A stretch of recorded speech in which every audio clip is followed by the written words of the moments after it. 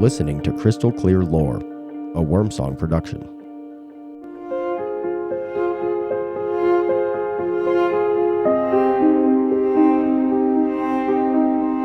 In the cold March of 1938, as German tanks rolled into Vienna and the crowds roared their approval in the Heldenplatz, a quieter procession moved through the Hofburg Palace.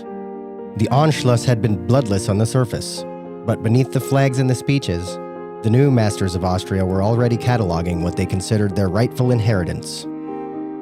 Among the inventories drawn up by the Third Reich's cultural officers was a single item that held more fascination for certain men in black uniforms than all the paintings and jewels combined: the Spear of Destiny. Heinrich Himmler arrived in Vienna 3 days after the annexation. He did not come with the public fanfare that accompanied Hitler's triumphant motorcade. Instead, he traveled by private train, accompanied by a small detachment of SS men from the research institute he had founded to dig into the racial and mystical past of the Germanic peoples. Himmler believed with the absolute conviction of a man who had already reshaped an entire nation's mythology that the spear which had pierced the side of Christ was more than a relic. It was a vessel of power. Whoever possessed it, the old legends claimed, held the destiny of the world in his hand. The treasury of the Hofburg was opened under armed guard. The curator, an elderly Austrian with a scholar's stoop and a carefully neutral expression, led the party through the vaulted rooms. He had been told to cooperate. Resistance, in those early days, was still a private matter of the heart rather than a public act. When they reached the glass case that held the lance, Himmler stood before it for a long time in silence. The object was iron, dark with age, its blade broken and bound with silver wire and a golden sleeve. A nail, said to be one of the nails of the crucifixion, was set into the metal. The Reichsfuhrer SS removed his gloves and pressed his palm against the glass. His officers waited with bated breath. One of them, a young captain named Kessler who had studied medieval history before the party claimed him, cleared his throat. The inventory confirms it has been here since the 15th century. Here, Reichsfuhrer, it is a part of the imperial regalia. Himmler nodded, his eyes never moving from the spear. The Habsburgs kept it. Charlemagne himself is said to have carried it, Constantine before him. Now it returns to its proper guardians. He turned to the curator. You will prepare it for transport, tonight. The curator hesitated only a fraction of a second. As you wish. That night, under cover of darkness and with the city still echoing with the sound of marching boots, the spear was removed from its case. It was wrapped in silk, then in lead foil, then placed inside a steel box sealed with the runic insignia of the SS. Himmler insisted on accompanying the convoy personally, as far as the German border. He rode in the second car, the box resting on the seat beside him like a sleeping child. From time to time, he rested his hand on the cold metal, as if listening for a heartbeat. In Nuremberg, the spear was installed in a specially prepared chamber beneath the castle, part of a growing collection of relics that Himmler believed would form the spiritual armory of the new Reich. Scholars were summoned as soon as he arrived. They measured, photographed, and speculated over the spear. One of them, a quiet man named Dr. Albrecht, who had once worked in the Museum of Vienna, examined the metal under magnification and noted the particular composition of the iron, the style of the silver binding, the wear patterns consistent with centuries of ceremonial handling, and the gold foil it was wrapped in. He wrote his report carefully. He did not write his private suspicions. For Himmler, the spear became a private talisman. He visited it often in the months that followed, sometimes alone, sometimes with select officers. He spoke of it with the reverence of destiny and blood. When the war began in earnest, he ordered that a replica be made for public display while the original remained under guard. The replica was crafted by skilled metalworkers under strict secrecy, before they were killed. Only a handful of men knew which was which. It was not until the winter of 1943, when the tide of the war had already begun to turn and the first cracks appeared in the edifice of certainty, that the truth reached Himmler in the form he could no longer ignore. A Swiss intermediary, a dealer in antiquities who had once supplied Habsburg court, was captured trying to cross into neutral territory with documents and a small, carefully wrapped object. Under interrogation, he produced a statement that was forwarded, sealed, to the Reichsführer's personal attention. The statement was simple. In 1912, during a period of political uncertainty in the dual monarchy, the true Holy Lance had been removed from the Hofburg on a private order of a high Habsburg official who feared its loss in some future upheaval. A master craftsman in Prague had been commissioned to produce an exact duplicate, using period iron, aged with acids and buried for months to acquire the proper patina. The original had been taken south, first to a monastery in Tyrol, then further still, beyond the reach of ordinary inventories. The man who ordered the substitution had died in 1919.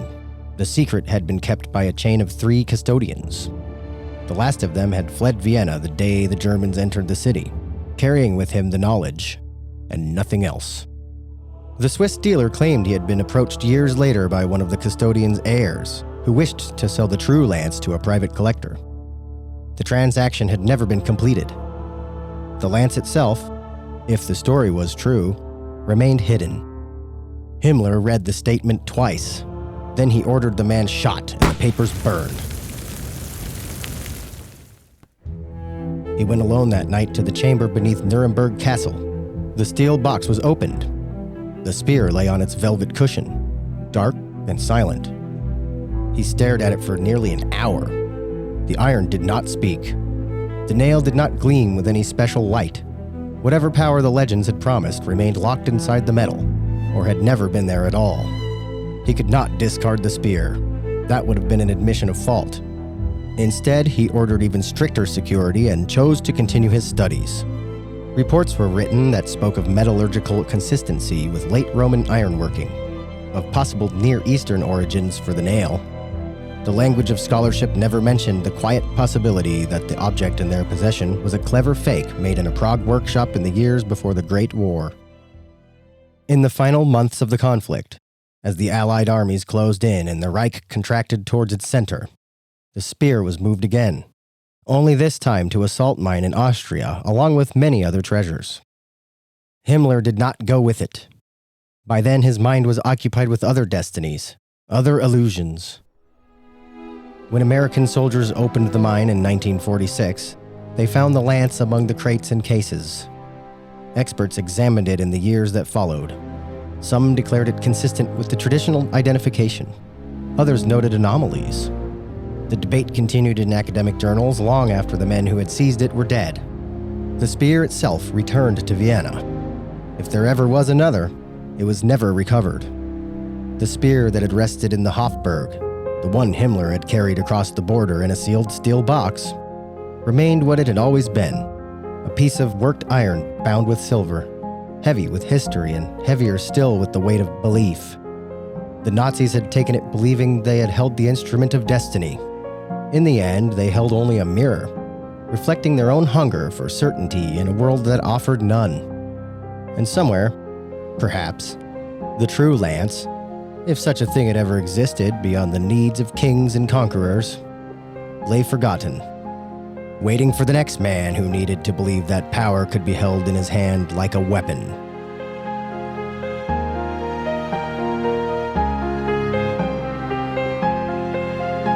Welcome back to Crystal Clear Lore. I'm Crystal Lance, and today we are not in the recording closet with the man of destiny himself, Brady. I'm just the man who pushes the buttons, but I'm flattered. But I guess the destiny of this podcast is in the palm of my hands, or my fingertips, rather. But as she mentioned, we're not in the recording closet. We're in a room, finally. Like a real room with 4 walls and a window. Yeah. If you'd like to see pictures, I will be posting some on our Insta and maybe our threads. I don't know if anybody uses that, but it's at Wormsong Media. We have a whole stinger at the end, so.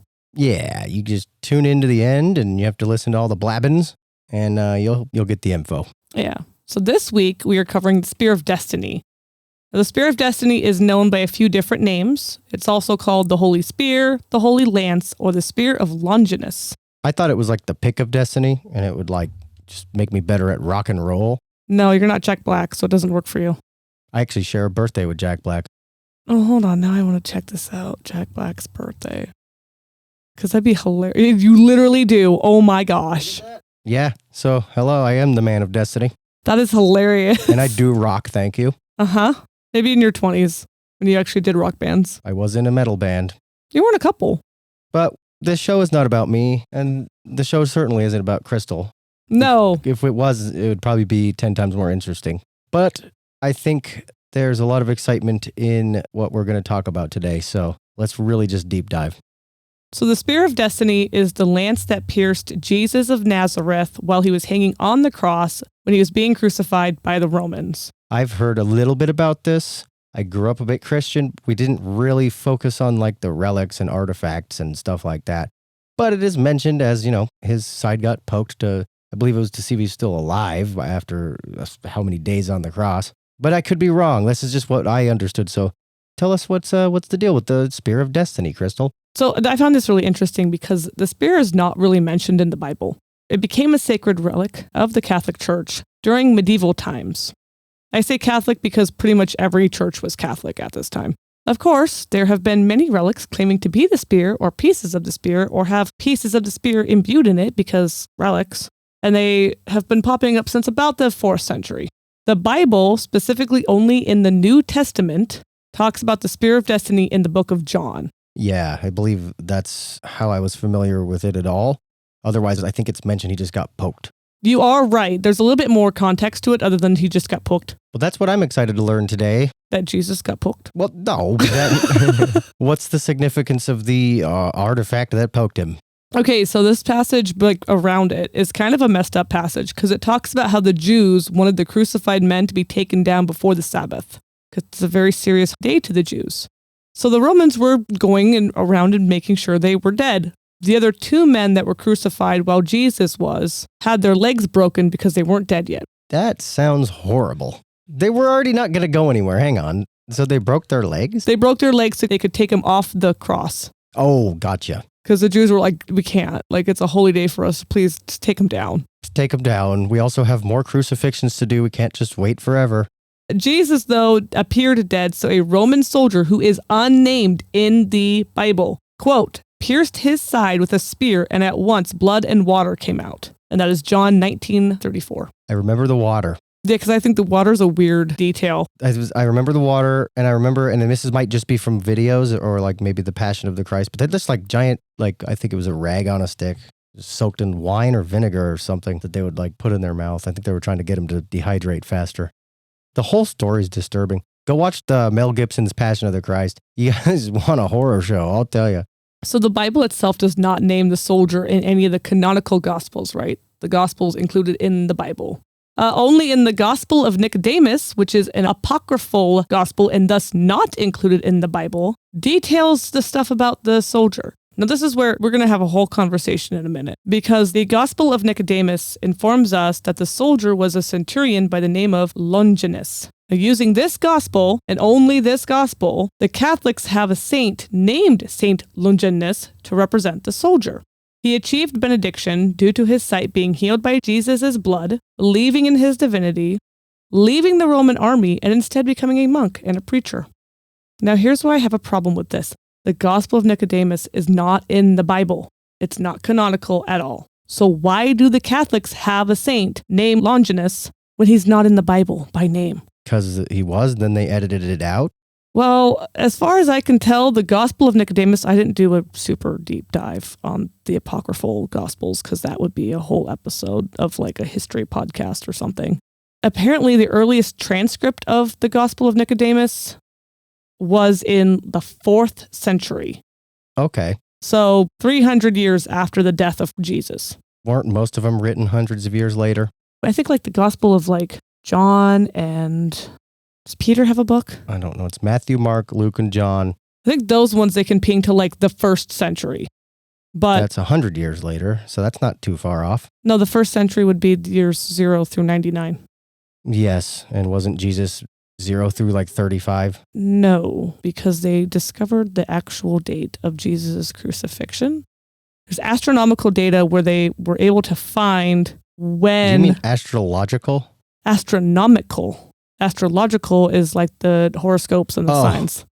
It was in November, I think, but I'm not 100% sure. So, the astronomical first century eclipse was visible in Jerusalem. It was a partial lunar eclipse that occurred, as much as people can tell, Friday, April 3rd, 33 AD. Okay. And so the main 4 books that you listed, they were written before 100 AD, as far as anyone can tell. So they're probably more accurate than things that the earliest transcript is for, 300 years after the fact. Yeah, definitely. Maybe that could be why they kind of got taken out. Just facts were misconstrued and all that. Yeah, it's more like we don't really know if this was written, like, Nicodemus, I guess, pops up in the Gospel of John as a companion of Jesus or something. Not an apostle, but like a companion. But They had kind of an entourage that wasn't just his apostles, I believe. that's what I think too, if I vaguely remember like the 2 years I was Christian.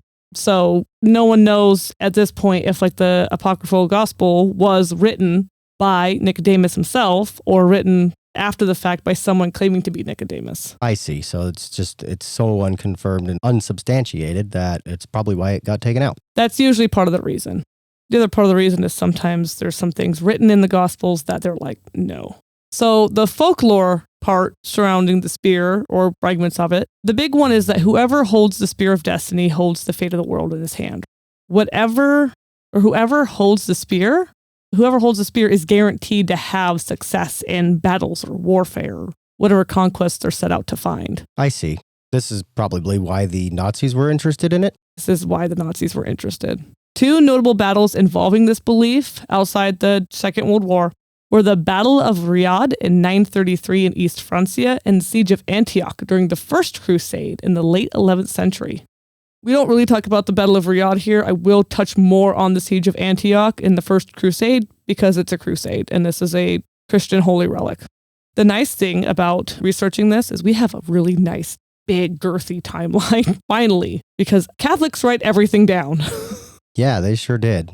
Most of what I was able to find for the timeline of the Spear's movements are records from battles, personal pilgrimages, and even a guidebook for pilgrims. So the earliest record of it as a relic, so we have like 33 ADs when it got used to kill Jesus, question mark on the kill. And then in 530, it is recorded in the Breviary of Jerusalem. This was the guidebook for early pilgrims, and it describes the lance being on display at the Church of the Holy Sepulchre in Jerusalem. What is a sepulcher? It's a small room or stone structure used for burying a dead person. It's like a tomb, a vault, stuff like that. Okay, just has a fancy name. Well, the Church of the Holy Sepulchre, according to traditions dating to the 4th century, so before the breviary was written, the church contains both the site where Jesus was crucified and the location of Jesus's empty tomb, because I guess they weren't that far apart, which makes sense. Oh, okay. Now, I will say this is going to get a little confusing, so try to keep up because this spear goes on a couple journeys throughout its life. The most confusing part is kind of like where it goes after all that, because in my mind, it's just a thing that is a thing, you know what I mean? It's just going to be reused for something else or thrown away or whatever over the time. I don't know if the Romans really considered it themselves kind of powerful, at least the government or whatever. Well, no, at the time they weren't Christian. Roman Catholicism did happen, but that was later on. And then Longinus, the centurion who stabbed him, if we believe Nicodemus, he did convert to Christianity after he stabbed him. Because I honestly think if you stab a guy and blood and water come out, and then that blood and water cure your eyesight and you can see again, that's going to convert you. You're going to have a complete spiritual awakening. Everything's going to change for you in a really immense way. Okay, so between 548 and 57, the Spear of Destiny was moved to the Church of Zion at Mount Zion, which is still in Jerusalem. The last record of it being in Jerusalem was 594. So from like 530 to 594, it's in Jerusalem for those 64 years. Who was keeping track of it? So many Catholics. I'm not even kidding. Pilgrims would write that they saw it. Abbots and bishops would write that we have it here in this stuff. And here, come see. It was like a tourist attraction, which is weird to think about something that's a holy religious relic being a tourist attraction, but that's kind of how it felt. Well, I mean, if they were making Jesus kind of a big deal, the people, then yeah, I can see it. I can too, but it feels, I don't know, weird. In 614, so 20 years after the last record of it being in Jerusalem, Jerusalem was captured by the Iranian-based Sasanian Empire. Because of this, the spear was brought to the Hagia Sophia in Constantinople. But somehow it made its way back to Jerusalem by 670. No one knows how. I assume somebody was like, nah, it's messed up, we took it. We should probably give it back to Jerusalem. Yeah, when does that ever happen with artifacts? I don't know. I just assume somebody grew a conscience. Like one guy. That's all it would take. But after that, right, so after it goes back to Jerusalem, it disappears for the second time, I guess. Because two traveling holy men, Willibald the bishop from the 8th century and Bernard the monk from the 9th century, they came to Jerusalem, they saw the sights, did all the tourist things, did not make a note of seeing the Spear of Destiny, which would be completely out of character for them. That's interesting. Do you think they took it? So somewhere between the 7th century and the 10th century, like it's just gone for those 300 years. Nobody knows where it's at. Now, it possibly resurfaces in the 10th century at the Church of the Virgin of the Pharos, which was part of the Great Palace in Constantinople. So did one guy say, you know what's messed up, we should give it back to Jerusalem, take it from Constantinople to Jerusalem, and then later on they were like, no, it should belong with Constantinople. And another guy took it back to Constantinople. Just keeps coming back. It's like glitter, you can never truly get rid of it. Okay. I think it just kept being a tourist attraction. It was making a lot of money. It is documented that the lance was at Constantinople, right? But another holy lance appeared at the Battle of Antioch in 1098 during that First Crusade. So something doesn't work out because you can't have two spears of destiny, right? Can only be one. One of these is probably a replica because that happened a lot and is thus a fake. It happened so much that it's literally like any medieval thing you ever read. They will probably bring it up if it's the right timeline for like, yeah, there's like a lot of faked relics. They were very commonly faked. Personally, knowing the lore, it would not be far-fetched to think the one in the church in Constantinople could be the fake. The person that had the spear at Antioch did win the battle against a lot of odds, and that kind of fits with the lore of the Spear of Destiny. Now at this point, the spear disappears again. Of course it does. I have such a hard time keeping track of this spear. This time it only disappeared for about 100 years. Henry of Flanders, who was a German monarch, ruler, whatever you want to call him, captured an icon, which is a religious work of art that the fragment was apparently put into. He captured the icon from Alexios Doukas of the Byzantine Empire, again, over in Constantinople area. However well documented the capture of the icon is, there's only one person that wrote there was a fragment in it though. And this guy is not trustworthy because he also wrote that the icon had part of the Shroud of Turin, one of Jesus' teeth, and other relics from up to 30 martyrs in one piece of art. My goodness. So nobody really believes him. Yeah. He was just like, I'm going to put this in there, and I'm going to write about this thing being in there, and it's all the things. So it's like, no, dude, no. So at this point, it has probably still disappeared, right, since the Battle of Antioch in 1098. In the 13th century, it was documented as being sold to Louis IX of France, as the newly founded Latin Empire of Constantinople, which was formed by crusaders from the Fourth Crusade, was in dire financial straits. So what they do? They looked around, they saw what was valuable, and they sold it to the highest bidder, which I don't feel like is right when you have a holy war to get the Holy Land back, and then you're selling relics from the Holy Land in order to fund your empire. It just doesn't feel good. None of that felt great. So it arrived in Paris in 1242 and was enshrined with other relics at the Sainte-Chapelle. It stayed there until the French Revolution in 1789 to 1799 when it was moved to the Bibliothèque Nationale. Ooh, I know what that means. That means library, national. Yeah, good National job. Library. It was at this point, though, that this lance disappeared again. So about 1800, that's gone again. Of course. Now, backtracking, though, during the 13th century, it seems like most people knew there were two spears. Notably, there was another in Constantinople. So you have the one in France and the one in Constantinople still, right? They couldn't give up their spear. They had to do something. No, it's their spear. Now, this was interesting because the city was taken by Mehmed II in 1453. And then his son in 1492 sent the lance to Pope Innocent VIII. But because there were two, the authenticity of the one that was sent to the Pope was heavily in doubt, right? People didn't really believe that this was going to be like an authentic thing. because on top of the one that was in Paris and the one sent to the Pope, 2 others had emerged. We're up to 4 spears of destiny now, my friend. It just keeps multiplying. Now, the one spear that was sent to Pope Innocent has never left Rome, and it's still at St. Peter's Basilica. So you can go view it today. What's a basilica?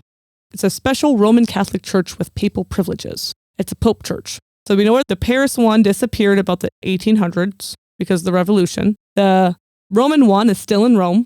Then there's the one in Vienna that is in the imperial treasury in the Hofburg Palace. It is the shining star of our audio drama. All right. The real McCoy. Yeah, I guess so. The Vienna spear has had multiple lives. And this is why in the story too, I kind of put it in doubt. Because the spear has not only been seen as the spear of destiny, it's also been seen as the lance of Emperor Constantine, the lance of St. Maurice, the lance of Charlemagne.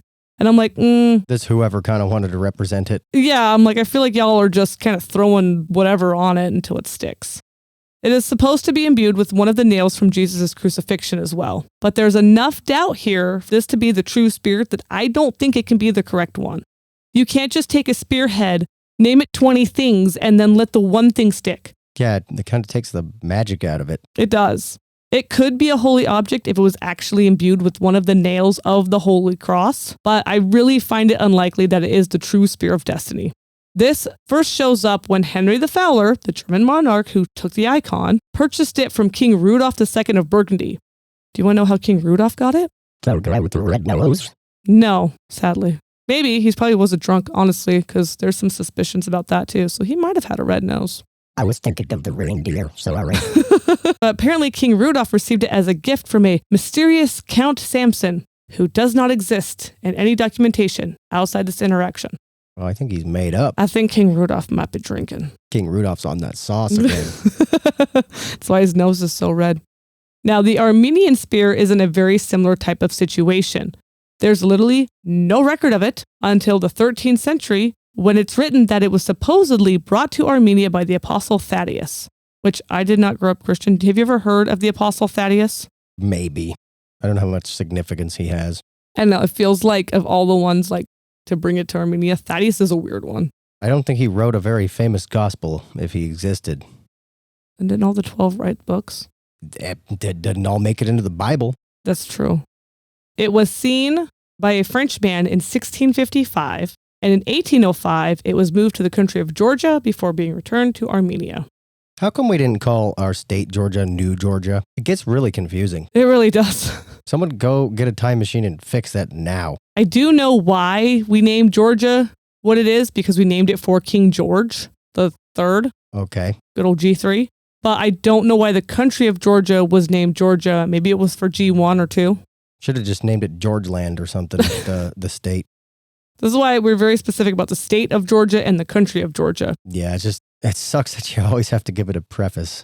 So for the French and the Roman spear, something amazing did actually happen.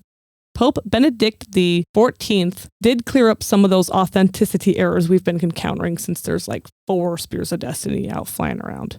So they kind of figured out how to confirm the true spear. Kind of. He discovered that the spear in Paris and the spear in Rome were actually 2 pieces of the same spearhead. Oh, look at that. So that lends a lot of credibility to those 2 being true. At this point, they have the Roman spear hangs out in Rome, the Vienna spear hangs out in Vienna, the Armenian spear hangs out in Armenia, and the French spear is lost to time. And I'm sure it will pop up somewhere in the archives eventually in another 100 years or so.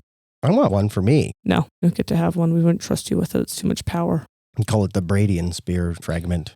There's other fragments that have popped up and they're like, oh, this is a fragment of it and this is 100% part of it. But we have 4 spears of destiny already popping out there, 2 of which are confirmed to be the same spear. I don't need to be going over all the little fragments that pop up randomly throughout time and history. Yeah. I forgot to ask earlier, are we talking about fragments of the spear head or the stick? The spear head, the stick's gone. Obviously, that's where all the power was. It's gone. Nobody can find the stick, and where's all the power? I'm just putting 2 and 2 together. That's fair. And I'm just joking, though. So the only thing that really happens with the Spear of Destiny after the 18th century, other than millions and millions and millions of visitors every year to Rome for that, and even Armenia and Vienna, is that the Nazis of Germany, when they were doing their thing in Europe, they did take the spear from the Hofburg Museum in Vienna and stored it in Nuremberg. That part was true from the audio drama. Oh, cool. So Hitler wanted it to brand himself as a legitimate successor to past German emperors because Henry the Fowler, who, had gotten the Vienna one, he was a German leader, right? German monarch. However, because Heinrich Himmler was Heinrich Himmler. Yeah, he was a bit of a wackadoodle. He was very obsessed with the occult and very much, he made a whole research department whose name I cannot pronounce. Go delve into the Aryan race and the Caucasus Mountains because that totally exists. And the Holy Grail. I don't know what's a grail. We'll have to have an episode about that. That one's got this whole thing because it's also Arthurian as hell. I've just never heard of anything called a grail other than that. Well, and the Ark of Covenant. And he even went around into Romania trying to dig up Vlad III. That brings me to my next question I was going to ask. I just hadn't had a good chance yet. If there were powers, do you think maybe Mr. Impaler maybe got a hold of it? Well, okay, so this is the interesting part, right? Okay, because I love Vlad III because he's an interesting subject, and I think he gets a lot of bad propaganda because all we know about him are things that were written down by his enemies. Yeah, I'd like to call him Mr. Pokey Bro sometimes.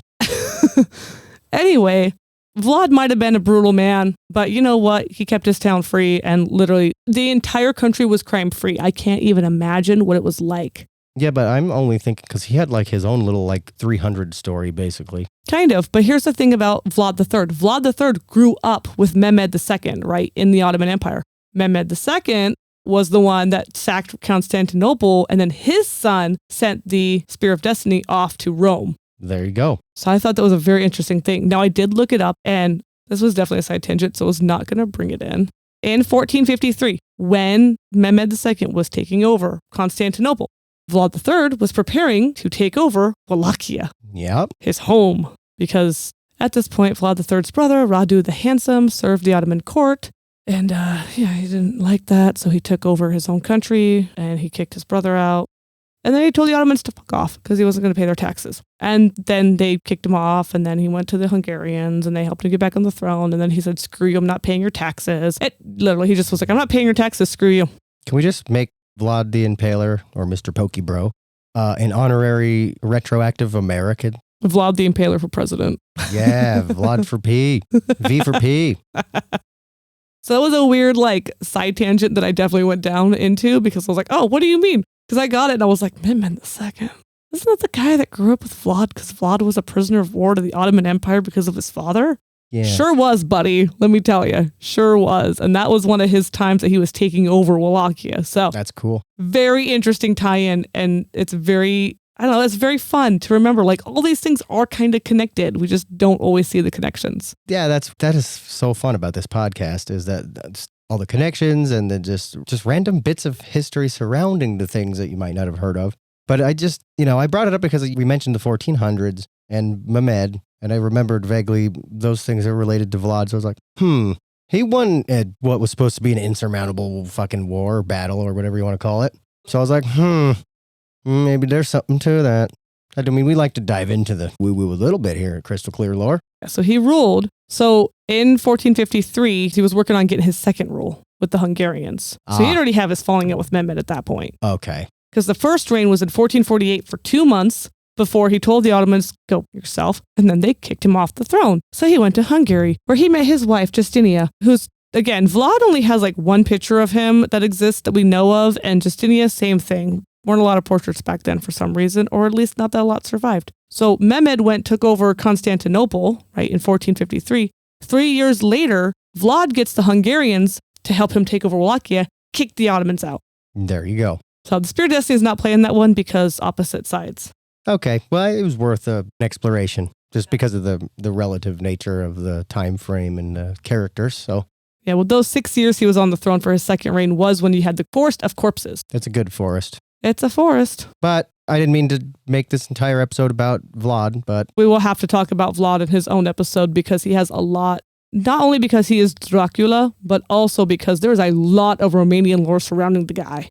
We got to do some Romanian cryptids and stuff, urban legends, stuff like that. It's an interesting area. Anything else about the old Spear of Destiny? So we go back to the Spear of Destiny and the Nazis. not that they were just obsessed with like the occult thing, right? So I have a theory that if they had grabbed the correct Spear of Destiny, Hitler would have won. But Maybe. they grabbed the wrong one. Could have been just a morale booster if it's not magic. Just That's like true. Hey, I got it. Look at me. He only had one ball, so whatever a man with one ball sounds like. Lance Armstrong, look him up. Make him German. There you go. Well, let's not compare Lance Armstrong to Adolf Hitler. I They don't. both have one ball. The only two men I know with one ball. Fair. I'm sure there's plenty, but I don't know any. I don't know it either. I got those two. I got Lance Armstrong and Hitler. That's it. Another legend you might not have heard of states that he who finds the Spear of Destiny becomes the greatest rock god on the planet. No, that's the pick of destiny. Did I confuse those again? Yeah, you keep messing this up. God damn it, Tenacious D. How much Jack Black is in your brain? Jack and Coke? No, Not Coca-Cola. you're a Pepsi guy. Come on. Heh. Okay, well, as much as we can, because honestly, the lore surrounding things can be just so in depth. I hope that this made the Spear of Destiny crystal clear. Bye. Bye.